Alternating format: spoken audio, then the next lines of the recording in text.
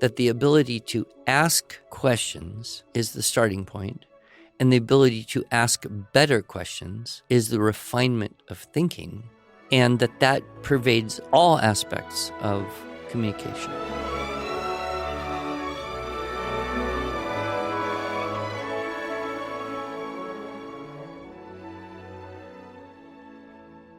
Hello, and welcome to the Arts of Language podcast with Andrew Pudewa, founder of the Institute for Excellence in Writing, or as many like to say, IEW. My name is Julie Walker, and I'm honored to serve Andrew and IEW as the Chief Marketing Officer. Our goal is to equip teachers and teaching parents with methods and materials which will aid them in training their students to become confident and competent communicators and thinkers.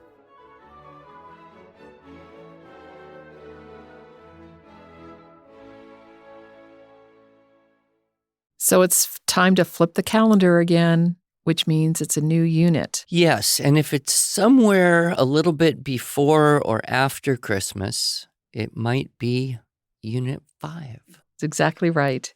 So Unit 5, now we get to go back on the fun, creative side of the pathway. Yeah, or the horrors of having to actually try to make something from nothing. Well, it's not quite nothing. Not quite nothing. The weaning step, you call it. Yes. So Unit 5 is writing from pictures. I would love for you to share with the listeners how the whole thing started. Yes. Well, it is interesting that there's actually a story for all of the units as to how Webster was inspired or kind of how things crystallized for him. But way back, not quite 100 years ago, but it's getting closer because he's getting older. He was teaching in middle school. Mm-hmm. So this would have been late 40s, early 50s. Okay.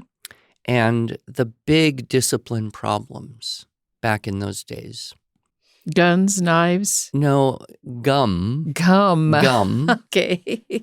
And contraband comic books. Oh, comic books. So kids would sneak comic books into the classroom and hide the comic book inside a textbook, or think they were, and read comic books while they're supposed to be studying history or English or whatever.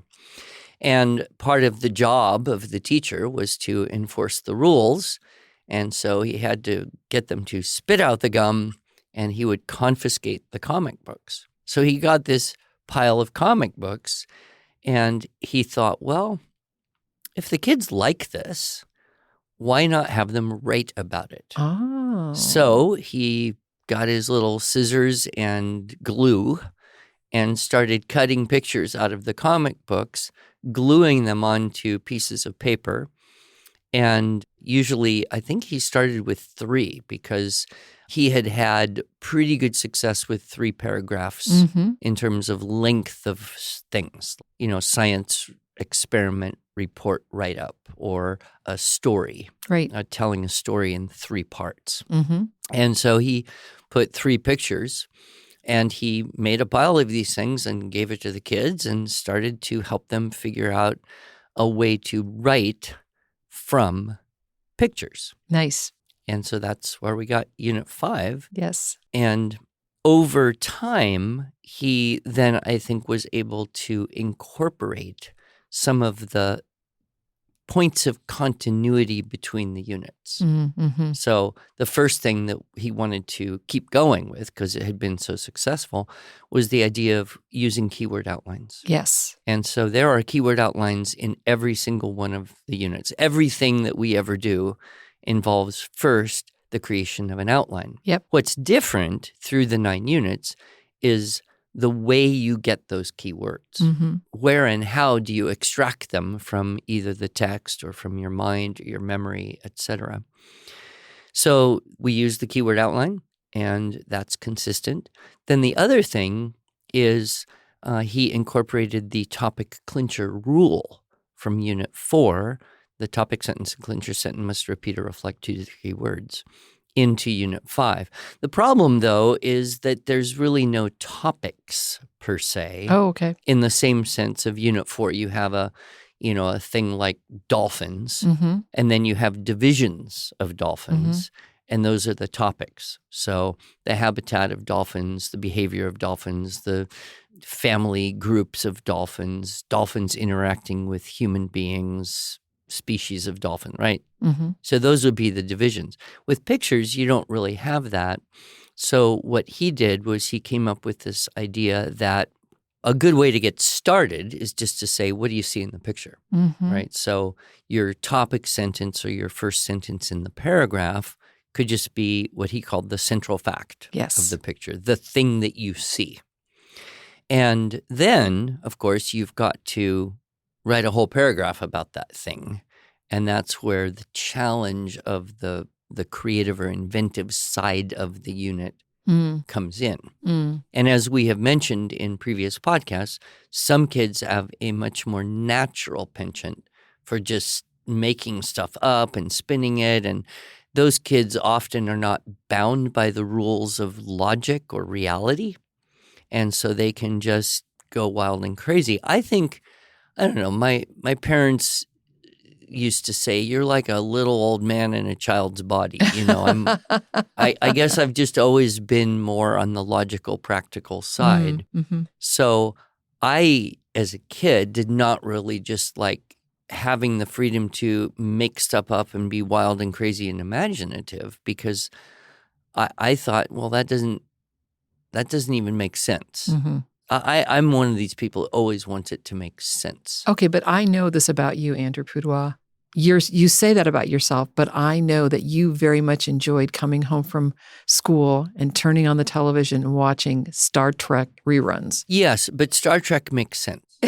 There's an internal logic to it, So anyway, I think things improved for me once I got into the world of fantasy gaming. Right. Because then you are in this world of creatures that don't follow natural laws, myriad other forms of mutated intelligence. Yeah, that's okay. And so, you get farther and farther as it goes. But nevertheless, I've always just preferred operating in the world of logic and reality. Mm-hmm, mm-hmm. But the writing from pictures has that potential because there's no text. Right. You're not retelling a story that someone created or even making variations on a story that exists. You're going to say whatever you can possibly think of. And, I would have done very badly with this. I mean, when I was 10 years old, if you gave me a picture of a guy in a boat and said, write a story about it, I would have written, once upon a time, there was a guy in a boat.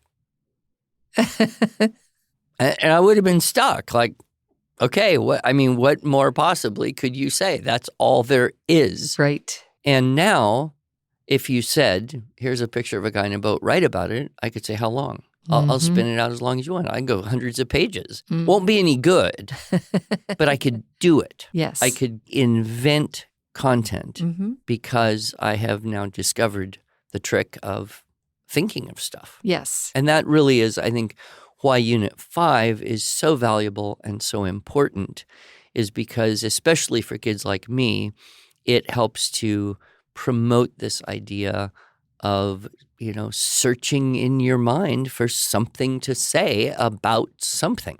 Yes. And how do you do that, Andrew? How do you search in your mind? What is thinking? Yeah, what is thinking? It's a wonderful question to ask teenagers. How do you think? How's it done? If someone says, think now about this, which is essentially what you have to do if they say, here, write an essay on whatever. Sure. Right? How do you force yourself to think? So I usually tease the kids a little bit and go, well, you can't get something out of your brain that isn't in there to begin with. You can't really think a thought you can't think, so relax. You don't have to. You just have to find something that's there. And how do you find something that's there? Well, imitate your mom. Because if you know something and your mom wants to know what you know, she usually says, where have you been? Who have you been with? What have you been doing? Why are you late? And how are you going to clean this up? And that's right. So those question words, those are the real keys to accessing information that you carry around in your brain that may apply to a certain circumstance. Sure. And the more we've been at this over the couple decades we've been working together here, pretty darn close, the more we see in a crystal clear fashion that the ability to ask questions is the starting point, and the ability to ask better questions is the refinement of thinking, and that pervades all aspects of communication. And a lot of people have perhaps had this trained out of them to some degree. You know, when you're a little kid, you've got a million questions and people are just going crazy. Like, just sit down, shut up, and don't keep asking me questions. Right. Reminds me of a joke. There's this little boy and he's with his dad and he says, "Daddy, why is the sky blue?" And his dad says, "Well, son, I don't rightly know." Okay. And a little while later, he says, "Daddy, why are the trees green?" And he says, "Well, son, I don't rightly know." And then he asks one more question. He goes, "Daddy, why is the earth brown?" or something. And of course, he says, "Well, son, I don't rightly know." And then the little boy says, "Daddy, does it bother you that I ask so many questions?" And the dad says, "Of course not, son. If you don't ask questions, how are you going to learn anything?" Right.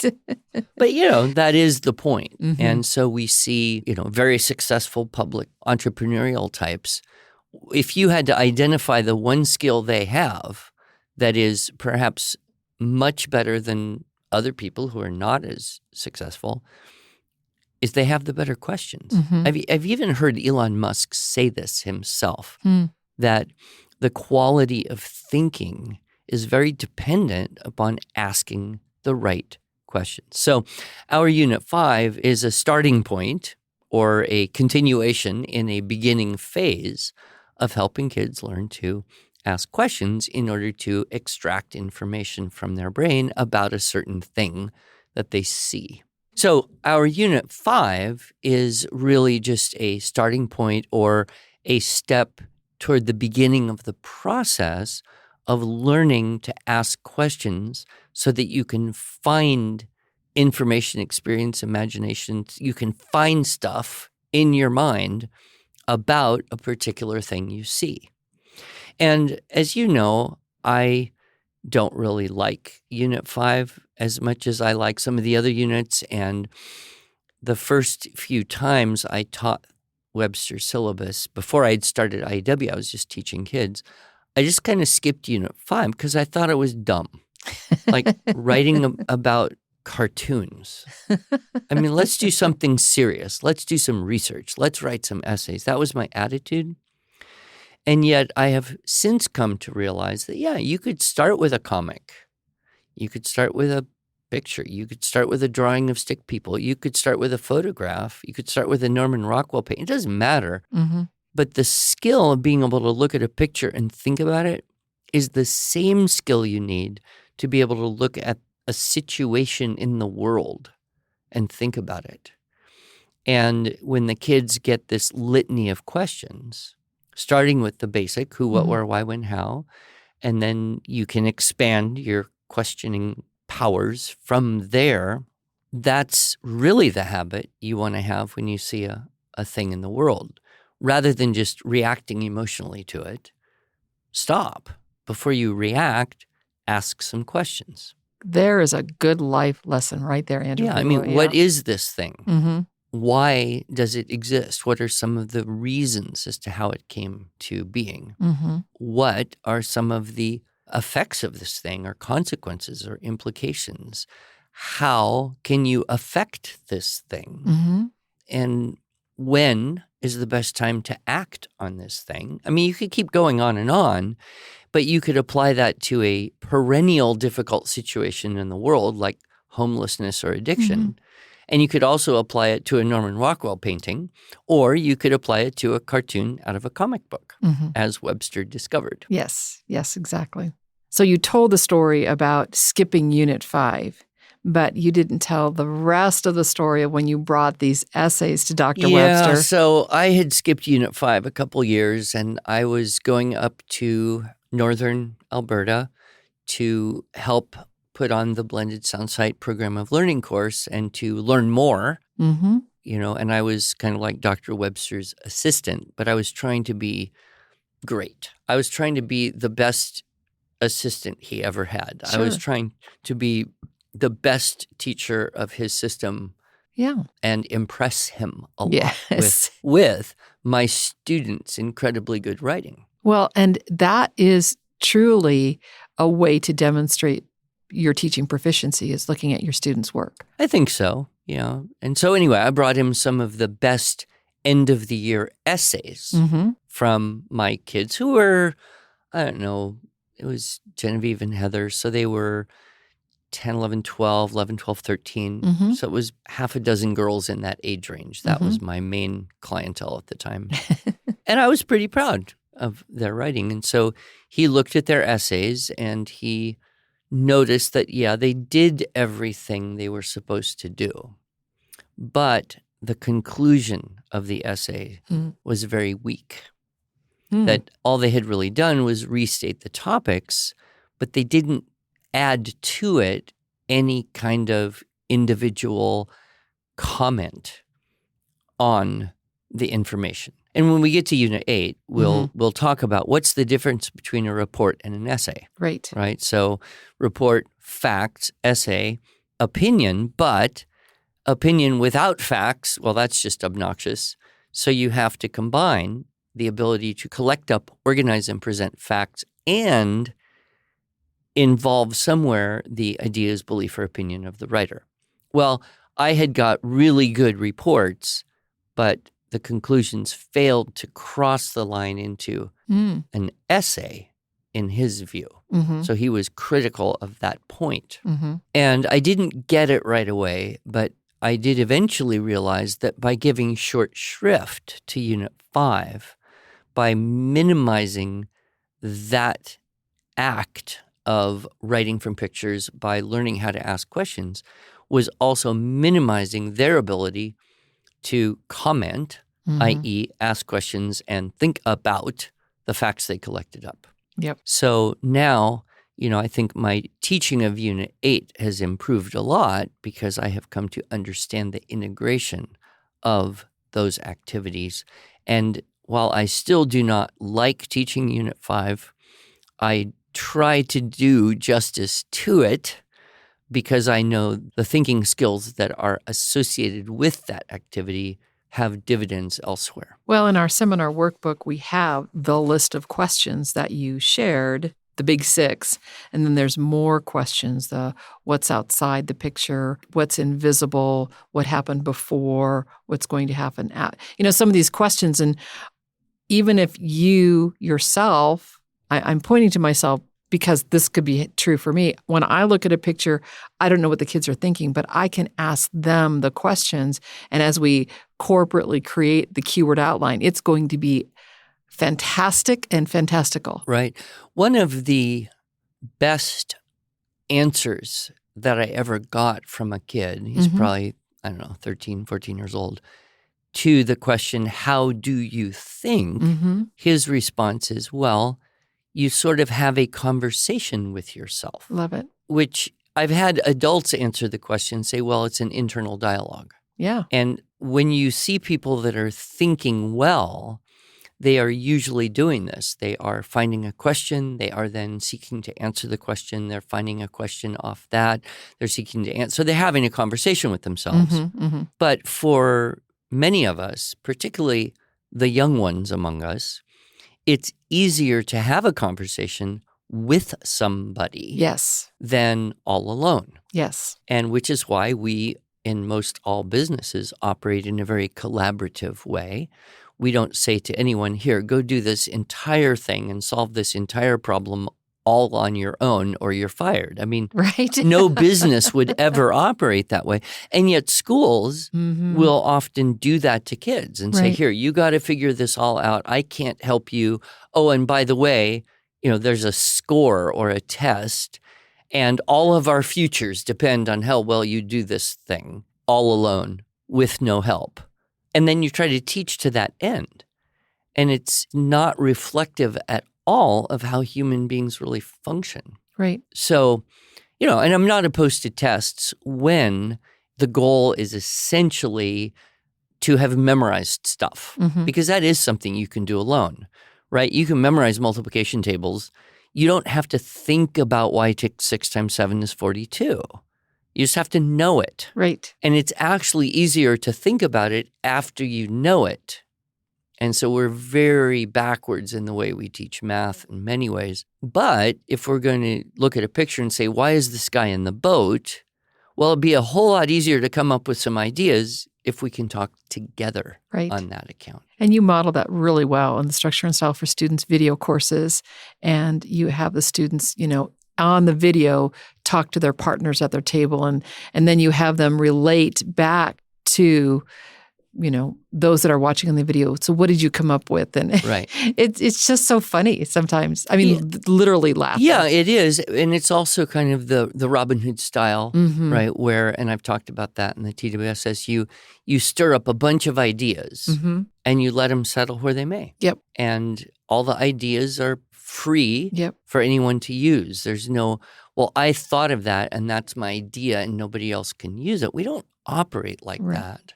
I mean, you might get an idea, and then you've got to go through the U.S. Patent and Trademark Office in order to, secure your legal rights to it. And even then, it's possible that someone else came up with the same idea right around the same time you did. It's happened before. History, yeah. Yes. So I think Unit 5 has a lot of merits in developing the thinking process.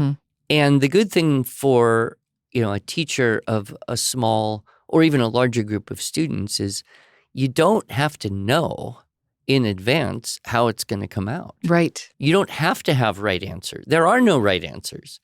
You just have to be the facilitator of helping. And the great thing is that many children, and this seems to be a little bit more true the younger they are, but some retain it into middle and high school, is they're not bound by limitations of logic and reality and feeling like, no, I couldn't say that because that's what happened to me. I can't really make it up because of all these reasons that it wouldn't make sense. Yep. And the only things that did make sense to me were things that pre-existed in a fantasy type of story. Right. So finding a bottle and rubbing it and having a genie come out and getting 3 wishes, well, that makes sense.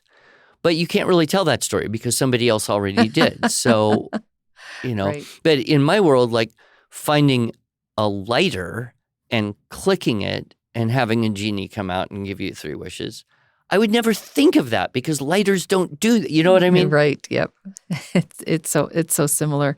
So I think of our classroom teachers who are using our teaching, writing, structure, and style methods. They're not doing what you just described. They're not having their students feel isolated when they're doing a writing. And I love how you say this to the students after they come up with their keyword outline together. You say to them, now you can write that story or you can come up with something completely different on your own if you'd like. And it gives them the flexibility and the freedom that they're not bound to what they came up with in their partners. Right. And there's kind of a modeling process that is gradually increasing the freedom you would give. So probably if it's the first year, first assignment, Unit 5, nobody's done it before, I'm going to make the outline on the whiteboard and everybody's going to copy the outline and almost everybody's going to write from that outline. And they may be very similar end products. But I don't care because I don't care about the product. I care about the process. So then in the next one, I might have a sequence of pictures and then I might say, well, who could this person be? And someone might say a soldier and someone else might say a policeman and somebody else might say a miner and somebody else might say my great uncle. I could say, okay, write down whatever you think. Right. And then I'll kind of go through, but say, write down whatever you think in answer to this question. And an easy place to start with that is just say, what could this person be named? Right. And everybody has a different idea for a name. Yes. And so, okay, write down the name you thought of. Don't write down the thing I'm writing on the whiteboard unless you want to. Right. And then I would get to the point probably by the end of the unit or maybe the second year through, I would say, okay, I think you got the system here. I'll ask the questions. You think of answers, put it in your keyword outline, but don't write down what I'm doing unless you can't think of anything, in which case you're still welcome to write down what I do. Right. So there's always a safety net. I don't want any child to get to that point where they have this blank paper, blank brain. I can't think of what to do. Right. And then you can deal with a very widely mixed aptitude when it comes to imagination and creativity. Yeah. By doing this, you have the freedom to do what you want, but if you want to do what I'm doing, we can do it together, and there's nothing wrong with that either. Yep. One of our errors, the 4 deadly errors, is withholding help. We don't want to do that. We don't want the students to feel frustrated and not want to write. We want to give them the tools that they can so they feel successful. The other thing I would mention about Units 3, 5, and 7, and you start to see this probably really coming out in Unit 5, is as you are expanding the style checklist, right? You're into more dress-up techniques, or maybe with older kids, you're already into sentence openers. With high school or third year, you may be all the way into decorations and stuff. Because you don't have to rely on obedience to facts and having enough facts to complete your paragraph, you can actually have shorter outlines with maybe 3 or 4 details than all of the 6 or 7 you might need in Units 4 or 6 where you're relating facts. So you can have fewer details in the Unit 5 outline, and in a way, that's going to push a little more toward more diversity and creativity. And lots of people have reported that, having to put in a who which clause, having to add in a quality adjective forces the student to figure out what to add in. And that's forcing them to go find something. And that's called invention. Yes. And that's called exercising creativity. Yes. And so in a way, I love it how Unit 5 usually kind of meshes at a point where the style checklist now is kind of forcing the kid to go out and look for different words, different phrases and clauses, different ways to say things, and to add in. And I never, and you alluded to this earlier, I never am judging them on, did your final composition match your outline? That's not a goal. The goal is for the outline to be a starting point. And if you want to change stuff, why not? That way the outline is really more like kind of organizationally and creatively a rough draft. And then your actual first prose is like already reorganizing something. Yes. So you get better writing. Now, some people might say, well, if you don't follow the outline, why even have it? Okay. Well, because it's a first run at something. And then you say, oh, I like that idea, but I don't like that one. And you refine as you go. Earlier, I said how kids have a habit of asking a lot of questions. And then adults, schools, classrooms, busy people can kind of squelch or suppress that habit. And of course, Kipling, just a master of the language and a brilliant observer of life. He wrote, what was it? The 6... I keep 6 honest serving men. The 6 honest serving men. Okay, read it for us, Julie. I keep 6 honest serving men. They taught me all I knew. Their names are what and why and when and how and where and who. I send them over land and sea. I send them east and west. But after they have worked for me, I give them all a rest. I let them rest from 9 till 5, for I am busy then, as well as breakfast, lunch, and tea, for they are hungry men. But different folks have different views. I know a person small. She keeps 10 million serving men who gets no rest at all. She sends him abroad on her own affairs. From the second she opens her eyes, 1 million hows, 2 million wheres, and 7 million whys. Yes, and for all of us grandparents, Yes. we can relate to the fact that a 5-year-old can wake up at 6 o'clock in the morning and immediately just start talking your head off and ask questions about everything in the world. And it's exhausting, but it keeps us young. Yes, it does. Thank you, Andrew. Thank you.